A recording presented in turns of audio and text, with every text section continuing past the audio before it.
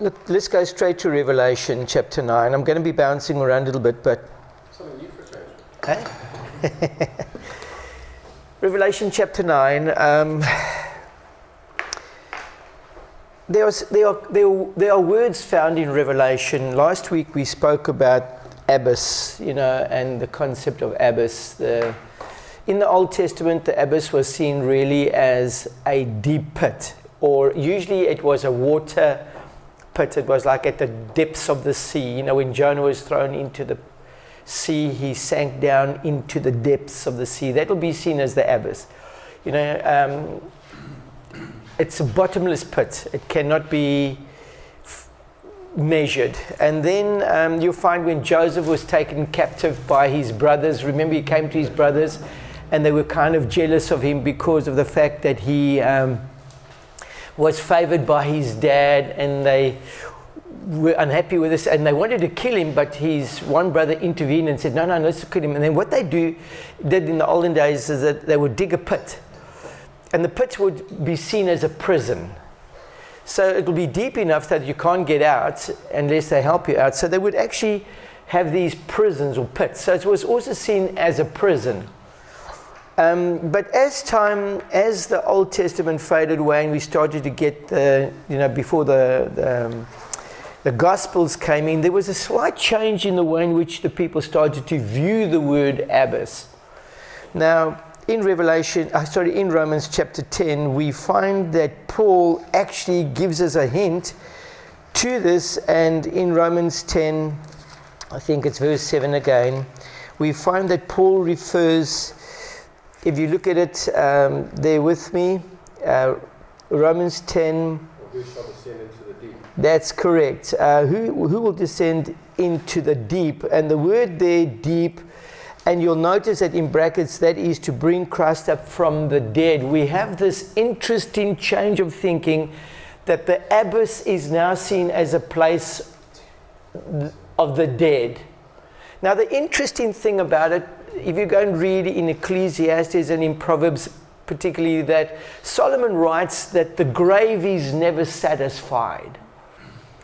So through all the years since Adam and Eve right up to now, people have been dying, but somehow the pit is not getting full. There isn't this full up of it. Now there's the value of what I'm trying to bring out here is I'm trying to show you something that when we talk about the abyss there, and you find it particularly in Revelation, that you need to understand that there's a change of thinking, and that the abyss is seen in a sense as the grave. Are you with me? And this is important that you understand this. And it's important too that you'll notice that when it comes to the abyss, we find that Jesus goes down into the abyss, into the dead. What's he going to do there? And we have this constant thing about death. It's always there. Now, I want you to understand that from the beginning, if you look at Genesis chapter 3, the first lie that Lucifer introduced was that you will not surely die. Now we're talking about death again. God said you will surely die. So immediately what is conjured up there when you start thinking about it is that there's all of a sudden this open debate about death. Now Adam and Eve had not experienced death up to this point. And even after this point, for almost 1,000 years, they didn't experience death. But death was something that God knew about, and it was something almost as if the devil knew about it, but he hasn't experienced death either. So there's this discussion. God says, the day you eat of this tree, you shall surely die. Now we know that in some sense, if you think again of the story of Joseph when he's in prison, there's a wine tester and there's a bread maker that's in the house of Pharaoh. And why do they have a wine taster? What was the whole story of the wine taster? The wine taster's duty was that whenever somebody came and got a gift of wine or the wine was poured, before the Pharaoh even took a sip of it, the wine tester had to taste it first. And if he died, then there was, I'm all right, So we have this interesting thing about that if you eat something wrong or you drink something poisonous, you're going to die. And here we who are now living on the other side of sin, understand in a sense that when you eat of this, you shall surely die. We understand that because some things kill us. But before that, before death was actually an experience, what does it mean if you eat something you're going to die? Up to that point, God had said you can eat from all the trees and you will live. Now you can't eat from this one. So, and there's this wonderful thoughts that start coming up, and I don't even want to get involved in it, but we have the fact that Adam and Eve take and they do eat of the tree, but there's this exalted, exhilarating feeling. We are becoming like God, because they didn't die straight away. But one thing they did recognize, they were naked, which was an experience they recognized before. So something had happened, their eyes had opened. Just a question to go back to Billy. How did Adam and Eve comprehend what death was? Because they had absolutely no... That's quite correct. No experience of it. They had no idea what death was. It was something, see, what you just say now, and I want you to understand that. God knew it. Yeah. He's the only one that really knows it. And I'm going to talk about that. I want you to understand for the next maybe 2 or 3 sessions, we're going to be talking about this. But God makes a statement, you shall surely die. The devil comes along now, it's almost as if the devil's clever, and he says, no, you won't die. It's as if he has an understanding what death is, but he hasn't even experienced death. Now, neither has God experienced death, but because God is all-knowing, he knows what death is. It's like me saying, what is darkness?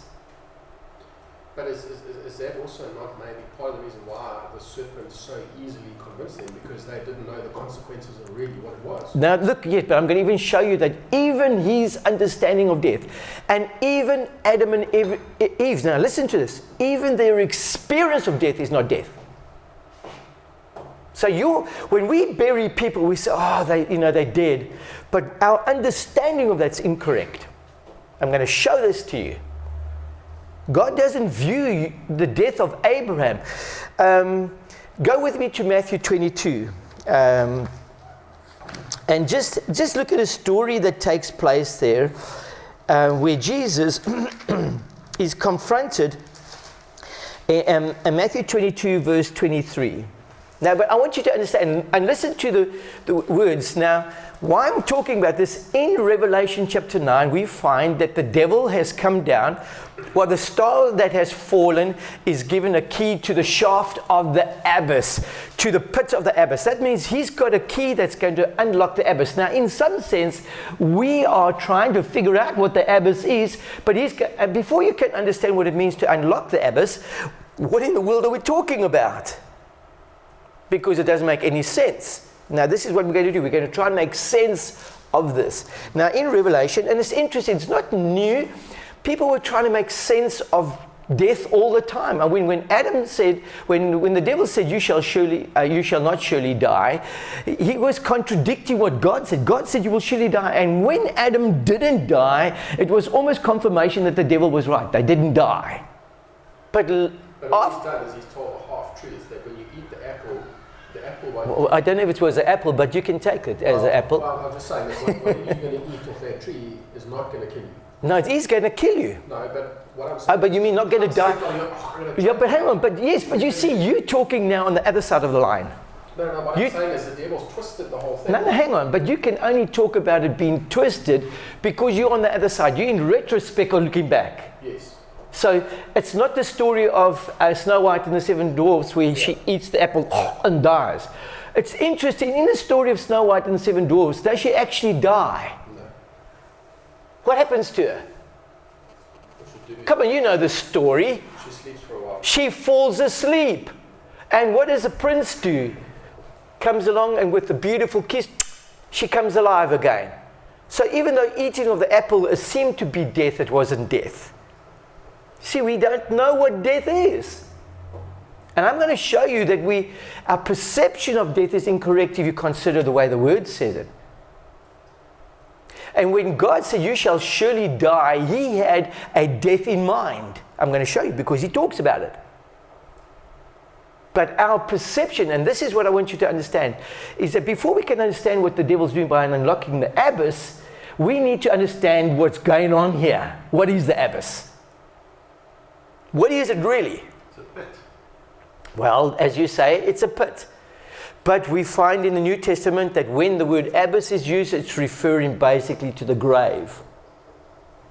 Death. It's talking about the unknown. What is death? Now, just as it was unknown in the Garden of Eden, it's still unknown to us, except for revelation. Okay, I'm going to show you this. So Matthew 22, verse 23, we find there that there's two groups of people, yes. The fact is, I just want to go back, like in Revelation 9, it says that this angel has been given Given the key. Who brought death into the world? Who was called a murderer from the very beginning? So the person who unlocked and brought death upon everybody else was Satan himself. That's quite correct. God is but I'm going to show you something that you've just said, but we jump in slightly, but but it's still right. Death is not something that God gave. Death was something that God said, be careful of. But it's true that the devil is the instigator of death. It's his. He actually holds you captive in death. And the fear of death. And the fear of death. But death to us is a finality. I mean, can any of you, when you've got a loved one dying, what do? We try and prevent them from death. We take them to curing and all kinds of things. Finally, we'll say to God, please deliver him from death. Because it's almost like this is the devil's. I mean, let's come back to the story of Jude. We have Moses who is dead. Who's disputing over the body? Michael and the devil. And the devil says he's mine. So in a sense, the grave belongs to the devil. Do you understand? It's his pit. And I want you to start thinking about this as we talk, because God said you shall surely die. In some sense, you belong to somebody else. You're going to go somewhere where you're going to be captivated, but I'm going to deliver you from that. You're going to say yes. Did God create evil? He's not a creator of evil. That was the devil's doing. God warned them about it, but he didn't create it. The grave was never to be, death was never to be an experience of mankind. He said to Adam and Eve, don't eat it, because the day you eat of, you shall surely die. His intention was that you should not experience that. And you're going to see just now, I'm going to show you that death is a prison still. I'm going to show you this. Prison to us because we... What? But you see, I'm going to show you how man has tried to break out of prison. We always try to break out of prison, and our perception of prison is how we're going to break out of it. I'm going to show you this. But we can't break out of it. But the devil can release you from it, and I'm going to show you something else later on. But let's stick to Matthew 22. We find there that the same day the Sadducees who say there is what? No resurrection. Now that's interesting. What is the word resurrection all about? Now you and I, when we talk about resurrection straight away, because we're on this other side of the line, are talking about something that we understand. What's it mean, resurrection? To rise from the dead. To be raised from the dead. That's quite clear. So somehow the Sadducees did not believe in the resurrection. Are you with me? I want you to, while you're holding that, just go with me to Acts chapter 23. And let's look at, again, where Paul, remember, was a Pharisee of Pharisees. Okay, Acts chapter 4, verse 6. I want you to look at this. Acts chapter 4. 23, Acts chapter 23, verse 6. Now listen to what it says there. Then Paul, knowing that some of them were Sadducees and other Pharisees, called out to the Sanhedrin. This is brilliant strategy of Paul. Now, Paul was a Pharisee. Now, what's it say further there? It says there, my brothers, I'm a Pharisee. Now, I want you to, the moment he says Pharisee, something's going to happen. Listen. Now, initially, the Pharisees and Sadducees had got together to fight against Paul. So they had a common problem, and the common problem was Paul. And they wanted to sort out Paul. Now, prior to this, they never sat around the same table. But because they also had a problem with Paul, they put aside their differences and they went for Paul. Now, I want you to listen to what I'm saying. One of the questions I ask myself always about end-time experiences, how is the world ever going to be united under one banner? I mean, the United Nations has tried very hard. They've tried with the euro to try and unite the continent of Europe.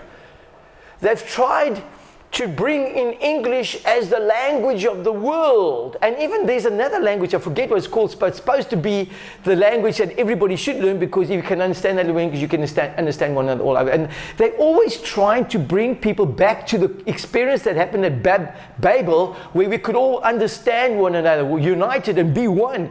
That's the whole thing. Hitler was trying to do it.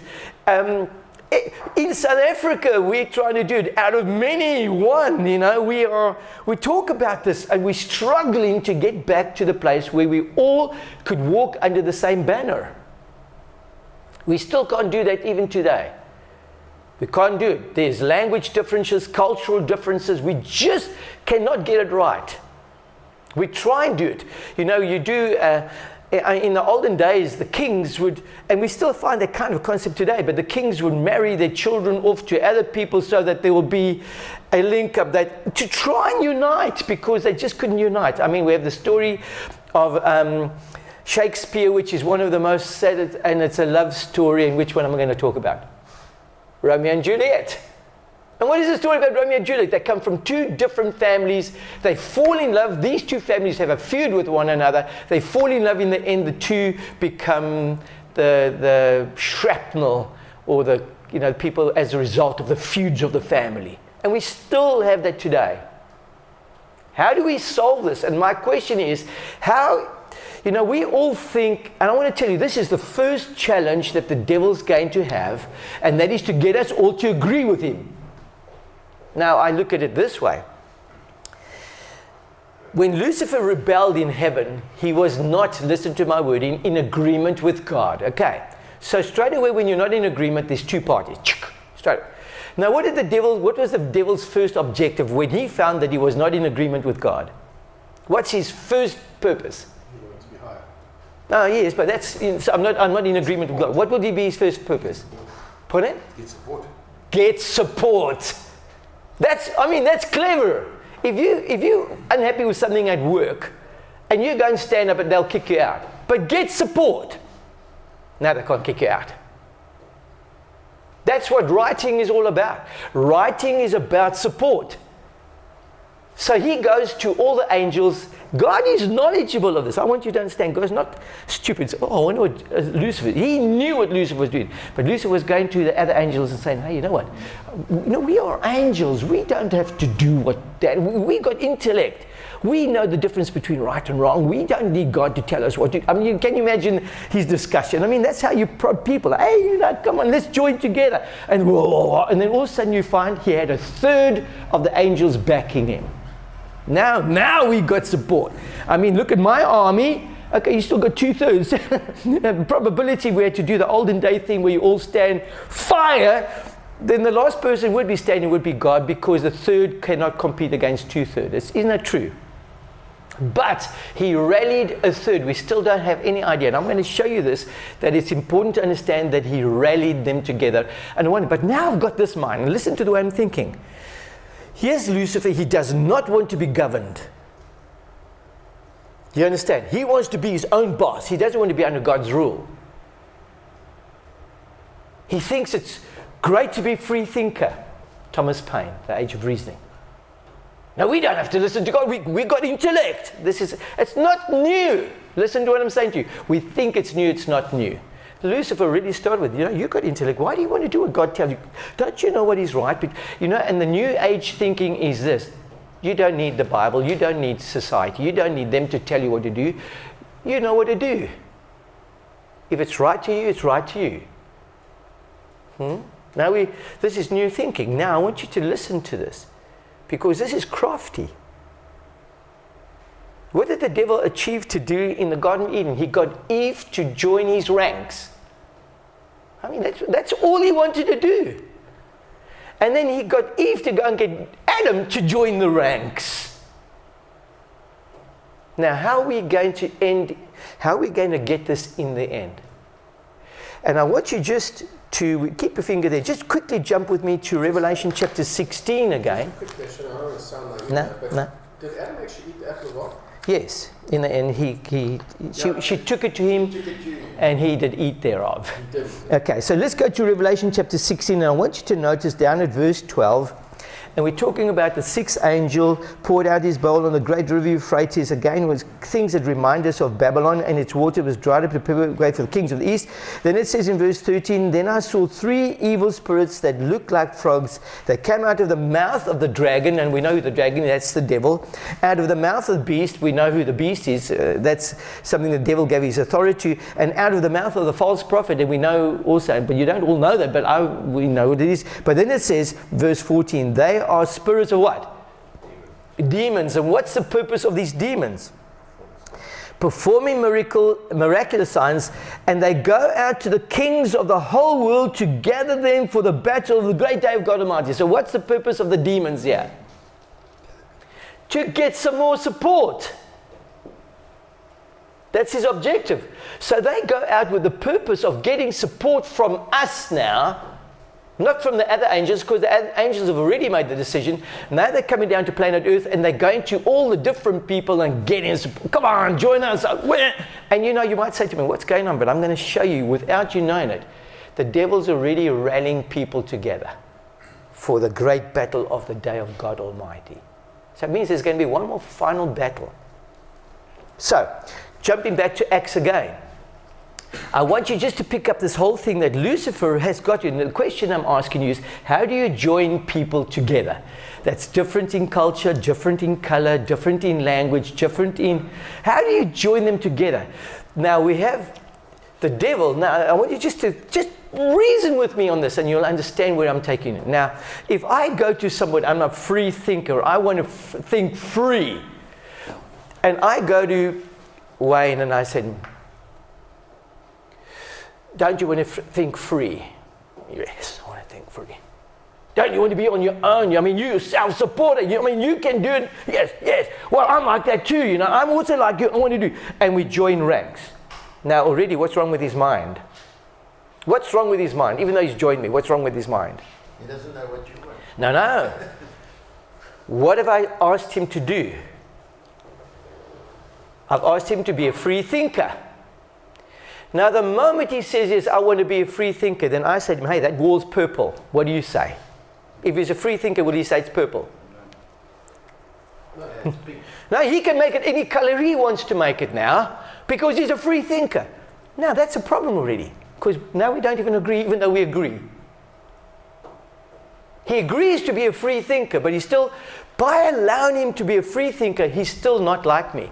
Now, let's just imagine this. What was the devil's objective? He wanted to be like God. He wanted to be above God. He wanted to be God. Now, I make him a free thinker. What's he want to be?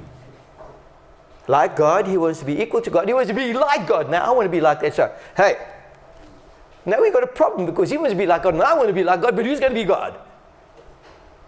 How do you get a third of the angels who agreed to go into rebellion to unite? You need a common enemy.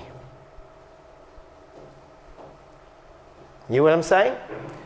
So all of a sudden, instead of our differences being viewed, I say, look at that fellow, I don't like him, you don't like him, we don't. And all of a sudden, our differences fall away and we don't like him, and that becomes our point of unity. You'll see why I'm saying this. Pharisees and Sadducees never sat around the table because there was one problem that they both could not get together with.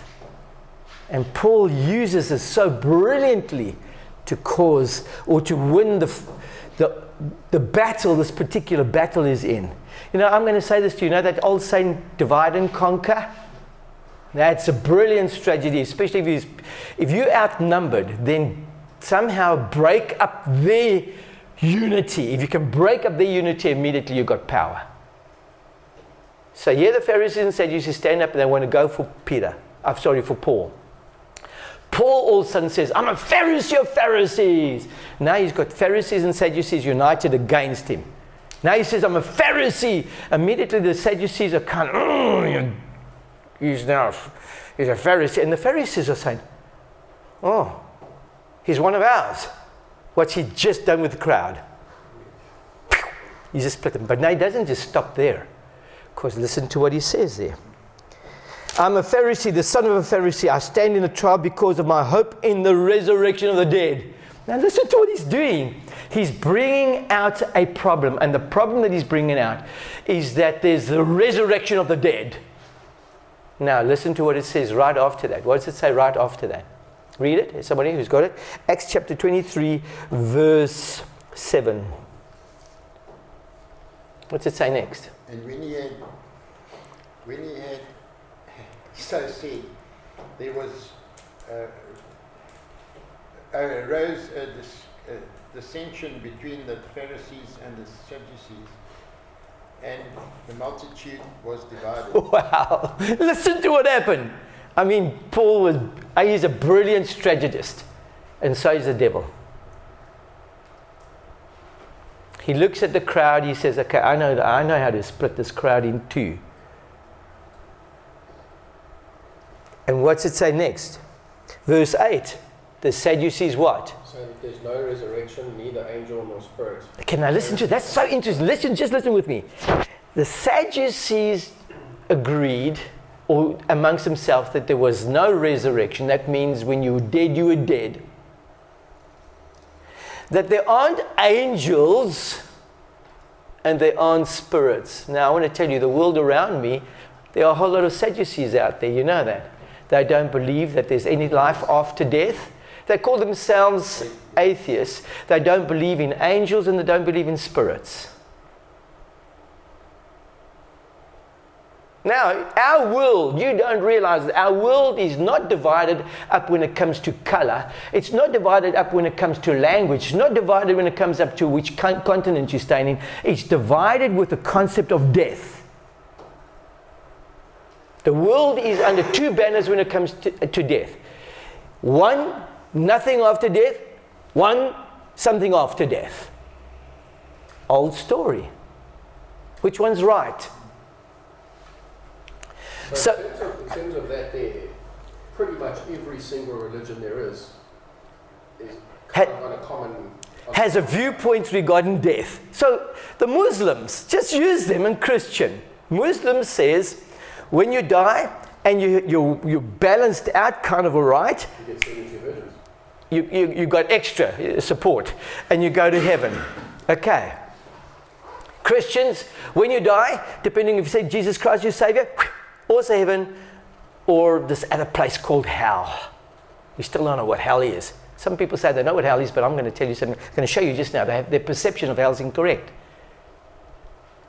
But the point I want to bring out, we have two sides here. We have Pharisees and Sadducees. And in the world, although we don't call ourselves Pharisees and Sadducees, we have two main opinions regarding death. One is nothing after death. The other one is something's after death. What is after death is still speculative amongst the crowd, but they all agree with one thing, and that there is something after death. The other side says nothing after death. So we have still these two groups. And I want to tell you that this is where unity is going to be rallied together. Because the simple thing is, who believes there's life after death? Religion, whatever religion you are, and you believe that, your head will go up. Who doesn't believe there's life after death? Everybody up. And you'll find that got two groups of people straight away. And there's a reason why I'm introducing this, because what we sometimes imagine to be the way in which the world's going to come together is not the way the world's going to come together. Because God will. Now listen to what happens. Straight away there's this thing between dispute of the resurrection, and there's this thing about angels and spirits. But the Pharisees acknowledge it all. The Sadducees don't acknowledge it. The Pharisees acknowledge it. So straight away he says, I'm a Pharisee. I believe in the resurrection of the dead. And the Sadducees says, no, we don't. Okay. And look what happens. What happens is Paul's they fight amongst themselves, and Paul steps back. All of a sudden he's not the focal point anymore. All of a sudden he's not the person. And they're fighting, and in the end they dispute, and they actually take him away, and he wins that war. Now this was interesting to me. Why this thing? Now remember in Luke, we read in Luke 8 about this demon-possessed man who was called Legion, and the cry out to Christ, we know who you are. So it's amazing that there's this pre-experience between the two of them. Michael and his angels fought against the dragon and his angels, and they knew one another. I mean, God knows, God has named every star. Now, stars sometimes in symbolical language is referred to angels. God knew every angel. He gave them each one a name, just as he gave Adam a name. God knows every person. He knows where you stay, and he knows your name, Jonathan. He knows exactly where you stay. He knows where you work to. He knows everything. Now, Jesus, in this debate, says something. Who are you again? I'm Legion. Oh, Legion, I remember you, man. Hey, do you remember? Yeah, they have this kind of close connection with one another. And then they said to him, please don't send us into the abyss. Well, that's interesting. Somehow God has authority to put angels in abysses. Yeah, but hang on, that also answers the question that they've obviously been there and come out of the abyss. No, they're not out of the abyss How yet. do they know how bad it is then? Because they know of the abyss. I'm going to show you this. Something has happened through the time from the time of death. Something has happened. We all have become acquainted with death. We think we know. Oh, that person's 105. What's the next thing we expect that person to experience? Because we know it. Death. But the bottom line is that, okay, now that we bury him, because we're all good at that, we go and we bury people. We have this big ceremony, and we even put up tombstones. Rest in peace. R.I.P. RIP. You know. This person, rest, and it's strange we use the word rest in peace. He should say he's dead in peace, because how can you rest if you're dead? Like one person said to me, listen, Billy, slow down a little bit, man. Until the resurrection. One person said to me, Billy, slow down. You need to take a little bit of time out. I said, no, I'll take time out when I'm dead. But we discussed this, I don't know how many times and how many sessions over the last 3 years, whatever it is now, there's still the question kind of outstanding that I suppose nobody really knows the answer to, but when you do die, there's that sense of what happens to your soul at that stage. No, but that's what we Are we hanging around for Jesus to come back, or are we straight away going up to him? Now, brilliant. You see, right here we're sitting. Have you got an answer for that? Yes. What's the answer? Luke 23:43. What's it say? Today I'll see you in paradise. Luke 23. Are you talking about the thief on the cross? That's interesting, because it depends where you put the comma though. I'm going to tell you that. Let's go to his example, because I just want to show you, because you see, even amongst Christians we use this. Is there commas in the original language? No. No. No, not at all. And this is why. Hang on, but let's first do what he's done now. He's done something which is brilliant. We're going to Scripture. That's what we should do. Luke 23, at the thing, two other men, both criminals, verse 32, were led out to be executed. Wait, and Jesus said unto him, verily I say unto thee,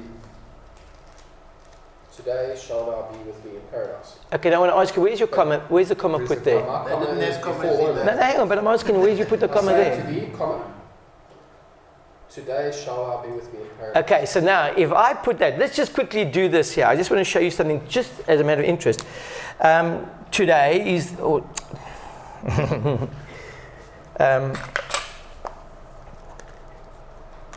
today is the key word. Okay, I better just change that from a capital, because capitals always come before. I don't know if it's significant, but my today is two day. It's not one word. Okay, but that's just, no. Okay, let me just say this to you now. Now listen to it carefully. The way that it's read in yours there, I tell you today, or is it say I tell you, comma, today? Which one is yours?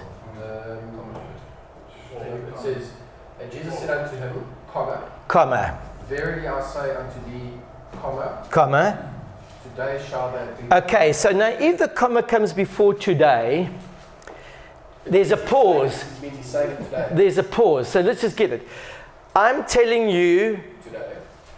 no, today is not the pause. No, I'm saying the commas after today. No, the comma's before today, according to yours. Yes, but you were just Hang on, no. I'm first just to work with yours. I'm working with yours. I tell you, today you will be with me in death. I'm just changing. But I'm just putting it because paradise is death. Or heaven. What? Okay, yeah, let's change it because you are right. Let me not make it death. Let me put it there. You're in heaven. Okay. I tell you today, you are in heaven. Now, when is he in heaven, according to the comma? today. I'm telling you, today you'll be with me in heaven. So it's quite clear that this man was going to be in heaven today. Do you understand? Is that clear? And it depends where I put the comma. Now, I'm not going to get into debate with this because it's not my intention to debate. I want to show you that this is the debate. But I'm not going to try and solve your debate now. I want you to understand that the debate. But now I put it this way. I tell you today, what's just happened with the emphasis? It means you'll be with him in paradise. No, but is it today? No, it's just Or is he saying, I'm telling you today? the promise is today. I'm promising you Today, you will be with me in paradise. future. But if I put it on this side, I promise you, today you'll be with me in paradise. It changes, so it depends where you put the comma. Now, I don't... But is that not all relating to the fact that he submitted to Christ? So that the day you submit to Christ... Okay, let me ask you, what is important? That he's in paradise, Or they say, or that he... No, just put it. What's the point? That he's in paradise now, or that he's going to be paradise later? Not important. He's going They never had The bottom line is he wants to be in paradise. If it's now or later, it's not important. What is important? Please just tell me I'm going to be in paradise. Okay, so I want you to understand. So let's not get caught. But you already just what's happened now. What have we just become? Pharisees or Sadducees? We're deciding when you're in heaven. but just on that, just to really conclusively just nail it, if you go to John chapter 20, verse 17, and Jesus said to her, this is Mary Magdalene, do not cling to me, for I have not yet ascended to the Father, but go to my brothers and say to them, I am ascending to my Father and your Father, to my God and your God. So now, when did this happen? It didn't happen the day that he died. So did Jesus lie to the thief? Well, if we go with the Yes, comma, so- then it means Christ lied. So let's hang on. What is really just happened now is we've got this debate. Yeah, So what I want you to understand, not now, what I want you to understand is that we still got this debate about what happens to you when you die. Do you go to heaven? Hang on. I think there's a debate about what happens to you when you die, because we all know you're going to heaven. The question is when. Yeah, but that's the debate. That's all. The debate is still, when's it going to happen? So is it when Jesus comes to fetch us all? So Or is it hang on. So now I like what you're saying. Why should there be a resurrection if you're already there? It's no point. I'd like to use the But isn't the Pardon? I'd like to enter the debate. Enter the debate. It's really irrelevant, isn't it? It's irrelevant. But isn't Have you accepted Jesus Christ as your personal Thank you. Savior? But let's not get into... isn't the resurrection the body being hang on, whatever. I'm going to show you. You see, we are... Now, what's happening here? One person saying this, other person... Because you're all free thinkers. You're allowed to be free thinkers.